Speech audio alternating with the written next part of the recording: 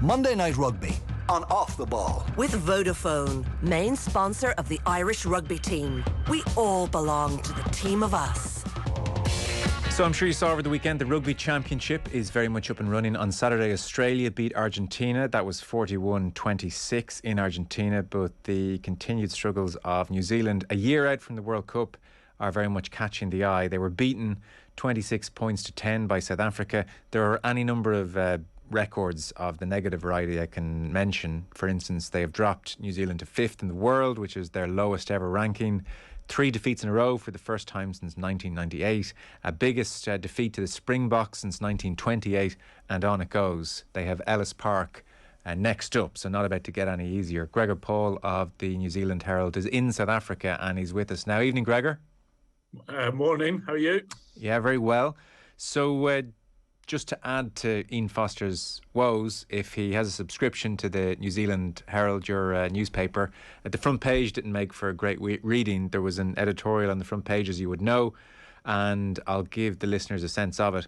It said it's time for an end to Ian Foster's time as head coach of the All Blacks. The Herald takes no pleasure in calling for him to go, but Foster, a decent man who is out of his depth in a brutal business, must exit the role, whether he's paid out to leave, as he should be, or he voluntarily steps aside. The results are damning. 5 defeats from the past 6 matches is simply not good enough, but it's the manner of the defeats that really counts. And later on, the editorial says, even victory in the second test at Ellis Park this weekend would only paper over the cracks. All Black strategies have been steadily unpicked by opposition coaches since the 2017 Lions Tour, and on-field strengths unravelled.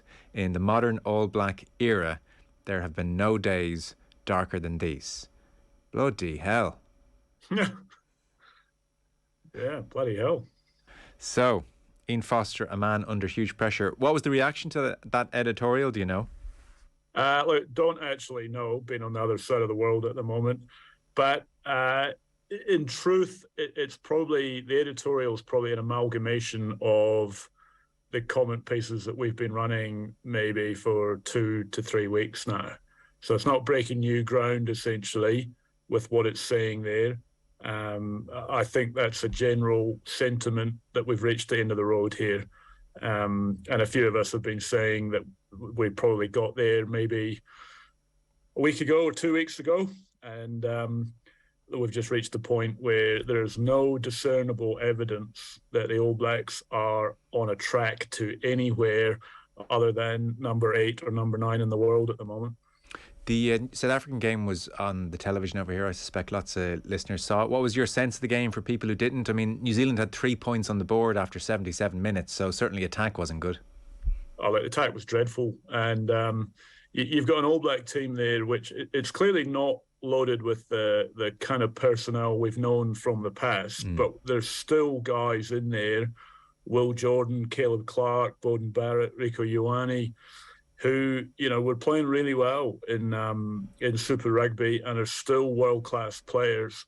And they're barely touching the ball. They can barely mount a meaningful attack. Like the crazy thing about the game was that New Zealand went behind, as they did in all 3 games against Ireland. They conceded a try after 5 minutes. And really, after they conceded a try that early, they were never going to win the game. They didn't get into South Africa's 22 until the 52nd minute, when they kicked a penalty in there, and then they lost the line out, so they didn't even mount an attack. And you're right, they didn't look like they would score a try the whole game up until they actually did, with about 2 minutes to go, when they were, a long way behind. They don't look like the All Blacks. They're not playing like the All Blacks. They're barely clinging on to every game. Like same when they played Ireland, doesn't it? They never really looked like they would win Test 2 or 3. No. And they definitely didn't look like they were going to beat South Africa. It was just a case of clinging on quite early to see how much damage limitation they could do. It seemed like, akin to the Irish performances and even the November internationals as well last year, there were struggles at the breakdown. A scrum was nothing to get too excited about, and particularly at the weekend just gone, they were dominated in the air. So most things that could go wrong did seem to go wrong. Were they still making the same unforced errors and the handling errors that we saw against Ireland? Yeah, the list goes on and on and on here. Yeah, all of the above. The one, two I wouldn't call them bright spots, but their line-out was improved. They actually played pretty well there, maybe even had the edge on South Africa at the line-out. And they defended the rolling maul particularly well. Okay. They've got a new forwards coach, you see, and he actually helped them there. But I mean, you're scratching around looking for two micro improvements there. The rest of the game, they're behind in every facet that they're involved in at the moment. The truth is, I think they're broken. They've lost their confidence entirely. Players are uncertain about what they're supposed to be doing. They don't look like they believe they can win. And we're at ground zero here. Well, we're not quite at ground zero. They've got to go to Ellis Park this Saturday, which they'll be doing pretty well to come out of there. Yeah. With any kind of reputation left intact. That would be their goal, I would imagine, to get out of Ellis Park with the damage not being too bad. Once they get out of that, we're clearly in the territory where major reset. And that, I mean, what that looks like, a clean out of the coaching team, one or two players are probably going to have to be moved on, but a pretty big clean out coming. I saw that the New Zealand Rugby CEO Mark Robertson is staying on in South Africa until next week. Are you seem to be talking about this as a fait accompli? Is Foster dead man walking? This is happening. I don't know that, but look, I wrote a story the other day that they met Foster. Mark Robertson, the CEO, met him after the Irish series to say, look, what we're going to do here. Foster presented a plan to chop John Plumtree and Brad Moore, who was the attack coach, and bring in Jason Ryan as from the Crusaders as a forwards coach. That got signed off. And the conversation then, from what I've been told, ended up being Robinson telling Foster, look, if we don't see victories and or definitive improvement in South Africa, then our expectation is that you will resign at the end of that series. I don't know if a coach will actively resign because there'll be financial implications to that. And there's also a truth that, coaches, they're like gamblers a wee bit, aren't they? They kind of think that if they just keep going, and I think Ian Foster's actually said this a few times now, he's of the view that if they just keep going, everything is going to click suddenly. And magically, this thing will fix itself, and we're going to see a whole new All Black team if they just, flick this magic switch. But no one really believes that anymore. And, the CEO is going to have to show a bit of leadership here and make a very harsh and tough call for a very nice man who's been a loyal servant of the game here. But the All Blacks cannot afford to be losing test matches at the rate that they are. Gregor, have we had any insights into what's going wrong at a coaching level? Quite often in instances like this, players anonymously or otherwise will let it be known through the media or through agents that the coaching's not up to scratch. Are we hearing grumbles like that or leaks like that about this coaching ticket? Well, we heard grumbles about the two that have been moved on, Plumtree and Brad Moore. We also have had rumblings that Greg Fake, the scrum coach, fell into that category as well, where the players weren't overly impressed with his contribution. Yet he remains on the ticket. And I suspect that Joe Schmidt may have kind of put a word in there and said, no, look, he's my man, and he went well with me in Ireland, and I think we should keep him.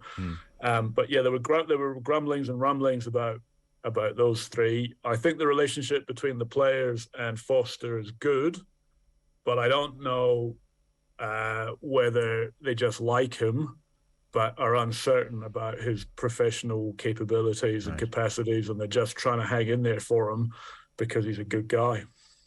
And so if the inevitable happens here, is it Scott Robertson automatically, or would there be a proponent of rugby people in New Zealand who would look to Joe Schmidt, or do we have any sense of where New Zealand rugby are? Well, look, you get down to there's a bit of a practicality here. After the All Blacks play Ellis Park, they have a week off, and then they assemble on the Sunday after they get home to play the Pumas on the 27th, I think it is, of August. So you're down to, by the time they get back from South Africa, it'll be about 4 days away from reassembling. So that's your time frame here. So if you cut Ian Foster, after this test match, then you've got 4 days effectively to appoint a new coach. So if you're going down that road, you're really looking at two names. Joe, who, and we've talked about this before, doesn't appear to have the appetite. He's not here. I mean, the ticket that he's on at the moment, he's not traveling with the team. He doesn't want to. He doesn't want to be away from home. He's happy to do his job sort of remotely, if you like.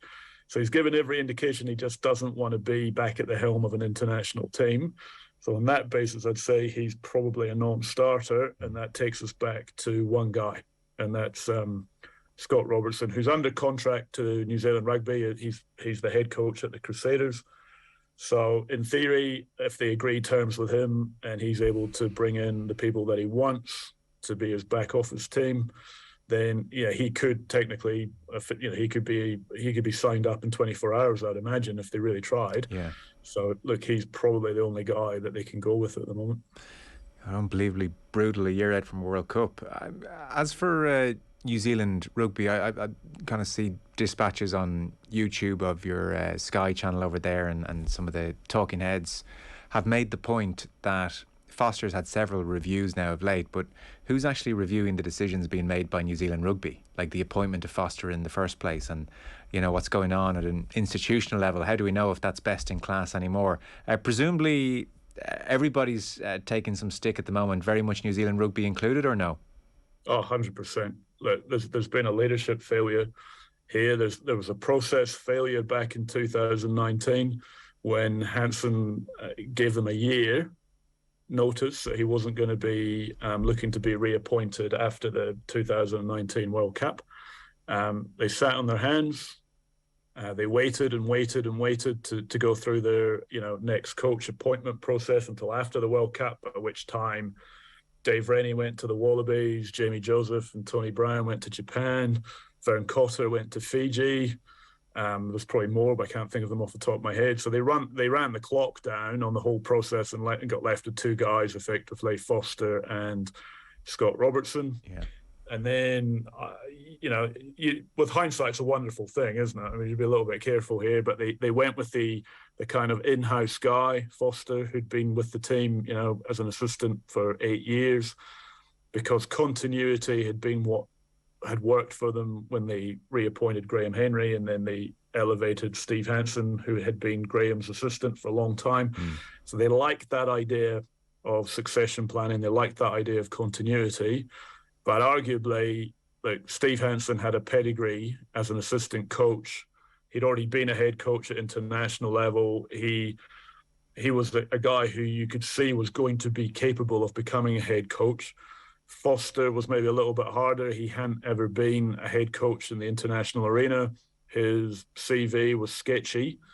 I don't mean that cruelly, but he'd been head coach of the Chiefs Super Rugby team for a long time, and I think they made one final in 8 years. And then, to make it worse, the year he left the job, they won the title.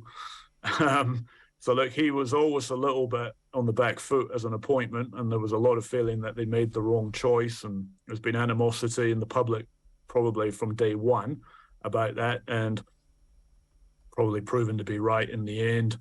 And I won't bore you to death about what else the executive team have got wrong at the moment, but the list is long. Yeah. And certainly the way they're handling the current scenario with these endless reviews, there's been communication vacuums. They haven't backed Foster publicly. They keep backing away from doing that. The poor guy's left on his own trying to deal with the media.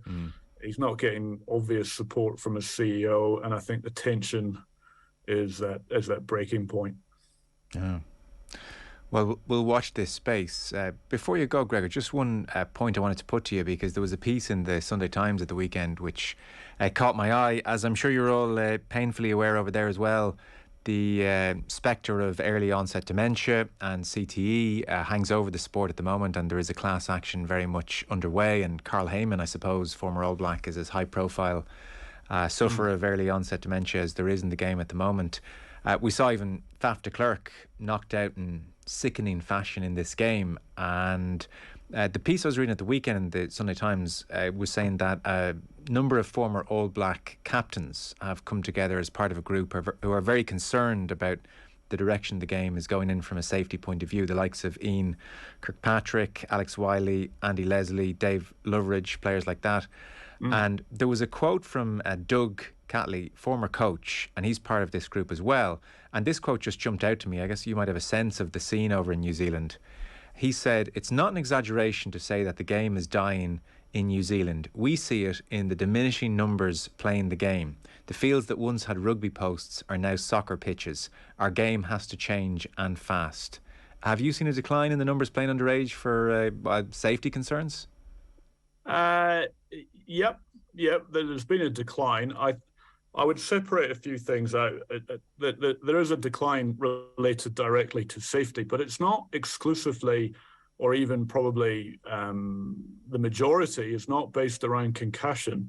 You've got to remember here that there's a fear factor for kids playing the game. It's a tricky topic to talk about here because we have a diverse population in New Zealand. We have a heavy Polynesian influence in Auckland and Wellington in particular, where kids are 14-year-old boys with an island heritage can be 110, 115, 120 kilos at 14. And as much as you want to try and play weight grade, it's pretty difficult around doing that. So there's a fear of injury, but it's not necessarily about being concussed. Right. It's probably just about being squashed by someone, 30 or 40 kilos heavier. So I think there's a separation there. Yeah, there is a safety concern, but it's more also about the guys that you're talking about, the former captains. Like, I think they're just all a little bit bored and frustrated with a kind of collision-based game. It used to be a contact sport, and now it's a collision sport. And yet there are safety elements built into that, but there's also an entertainment factor that it feels like it's just big physical men hammering into each other. In the days of finding space on the field and having smaller athletes, they're a bit worried about that's what's putting people off. It used to be a game for all body shapes, but maybe it's not now. Okay. Well, Gregor Paul of the New Zealand Herald in South Africa, thanks so much for making time for us. Appreciate it, Gregor. My pleasure. Thanks very much. Gregor Paul with us there live on the line this evening. And our rugby coverage and Off the Ball is with Vodafone, main sponsor of the Irish rugby team. We all belong to the team of us.